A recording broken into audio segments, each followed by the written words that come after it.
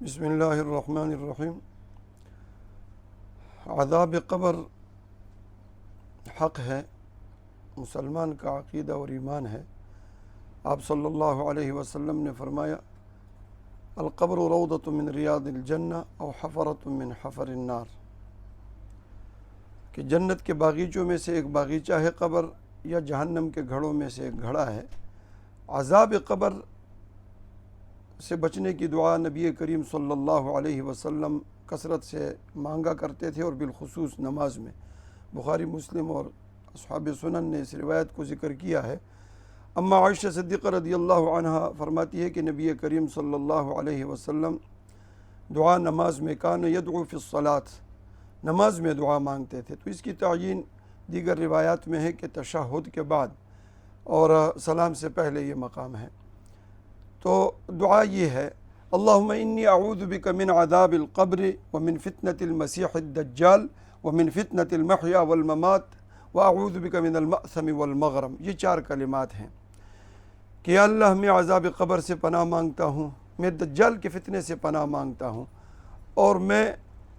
زندگی اور موت کے فتنوں سے پناہ مانگتا ہوں۔ اس میں موت اور زندگی کے فتنوں کا مقصد یہ ہے کہ حیات زندگی میں جتنے بھی شرور ہیں، فتنے ہیں اور فساد ہیں، تکالیف، آلام، پریشانیاں، امتحانات، ان سب سے پناہ آ جاتی ہے، اور بالخصوص موت کے وقت جو ایک سختی کا عالم ہوتا ہے اور پریشان کن صورتحال ہوتی ہے، وہ بھی اس کے اندر آ جاتا ہے۔ اور اسی طریقے سے موت کے بعد پھر قبر کا عذاب ہے، تو یہ تمام فتنوں سے پناہ اس میں آ گئی۔ واعوذ بک من المأثم والمغرم، معصم کا معنی گناہ سے، گناہ کی جگہ یعنی ہر اس جگہ سے جہاں گناہ ہو وہاں سے مجھے بچا، اور گناہ ہی سے بچا، اور والمغرم قرض سے۔ تو یہاں ایک بات درمیان میں عرض کر دوں کہ حضرت عائشہ صدیقہ رضی اللہ عنہ نے پوچھا یا رسول اللہ آپ قرض سے بہت زیادہ پناہ مانگتے ہیں، وجہ اس کی کیا ہے؟ تو آپ صلی اللہ علیہ وسلم نے فرمایا کہ جب آدمی اذا غرم فحدث فکذب، جب آدمی قرضدار ہو جاتا ہے تو بات کرتا ہے، جھوٹ بولتا ہے، ووعد فاخلف، اور وعدہ کرتا ہے تو اس کے خلاف کرتا ہے، اس لیے قرض سے پناہ مانگی ہے۔ یہاں ایک بات میں عرض کر دوں کہ عذاب قبر سے پناہ مانگنا، چونکہ اس دعا کو تو ہم نے یاد کرنا ہے، اللہم انی اعوذ بک من عذاب القبر ومن فتنة المسیح الدجال ومن فتنة المحیا والممات واعوذ بک من المأثم والمغرم۔ دجال کا بڑا سخت فتنہ ہے، اس بارے میں انشاءاللہ کسی نشست میں بات ہوگی، لیکن اس حدیث کی تشریح جو امام العصر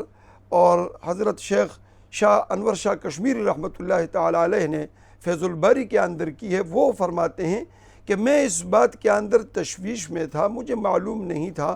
کہ چونکہ عذاب قبر تو دجال کے فتنہ وہ زندگی میں ہوتا ہے، اور یہاں حدیث میں ذکر دجال کے فتنے کا بعد میں ہے اور عذاب قبر کا پہلے ہے۔ تو میں یہ سوچ رہا تھا کہ یہ عذاب قبر کا فتنہ، دجال کا فتنہ تو ختم ہو جاتا ہے، قبر کے اندر پھر اس کا فتنہ۔ تو پھر انہوں نے لکھا ہے فیض الباری کے اندر ثم رأیت روایتاً، پھر میں نے ایک روایت دیکھی، یعنی فی البدور السافرہ، بدور السافرہ کے اندر، کہ وہ شخص کہ جس کے دل میں حضرت عثمان کی رتی دانے برابر بغض ہوگا، جس شخص کے دل میں حضرت عثمان کا بغض ہوگا فإنہ لا یأمن فی القبر من فتنة المسیح الدجال، کہ وہ امن اور حفاظت کے اندر نہیں رہ سکے گا دجال کے فتنے سے۔ حضرت سیدنا عثمان بن عفان رضی اللہ عنہ کی شان کو آپ دیکھیں، اور ابن عساکر کے حوالے سے بھی ایک روایت میں نے خود دیکھی ہے کسی کتاب کے اندر، تو اس کے بعد حضرت شاہ صاحب رحمۃ اللہ علیہ کی جب یہ روایت میں نے دیکھی تو پھر پورا واقعہ میرے ذہن میں آیا کہ حضرت عثمان کا بغض، حسد جو شخص دنیا میں رکھ کر مر گیا ہو، توبہ طائب نہ ہوا ہو، ان کی عزت احترام کو اپنے دل و دماغ میں اور اپنے ایمان کا حصہ نہ بنایا ہو، اصحاب رسول کو اپنا امام مقتدیٰ اور پیشوا نہ بنایا ہو، تو حضرت شاہ صاحب نے اس روایت کا حوالہ دے کر کہ وہ کسی صورت کے اندر قبر کے عذاب میں، قبر کے اندر دجال کے فتنے سے محفوظ نہیں ہوگا، بلکہ کیا ہوگا کہ وہ دجال کے اوپر ایمان لے آئے گا اور ایمان اس سے قبر کے اندر سلب کر دیا جائے گا۔ جس کے دل میں حضرت عثمان کا بغض اور حسد ہو، اللہ ہم سب کی حفاظت فرمائے اور اصحاب رسول صلی اللہ علیہ وسلم سے سچی محبت ہماری پیدا فرمائے۔ اور اس دعا کو جو ہے اللہم انی اعوذ بک من عذاب القبر، یا اللہ عذاب قبر سے میں پناہ پکڑتا ہوں، اور دجال کے فتنے سے پناہ پکڑتا ہوں، اور زندگی کے اندر شرور اور فتنوں سے پناہ پکڑتا ہوں، اور اسی طریقے سے گناہ سے بھی، اور المعصم والمغرم اور قرض سے بھی میں پناہ پکڑتا ہوں۔ حضرت شاہ صاحب نے یہاں ممات کے یعنی منکر نکیر کا جو سوال ہے اس سے بھی پناہ کا ذکر کیا، اس سے وہ بھی مراد ہے۔ وصلی اللہ تعالی علی خیر خلقہ سیدنا محمد۔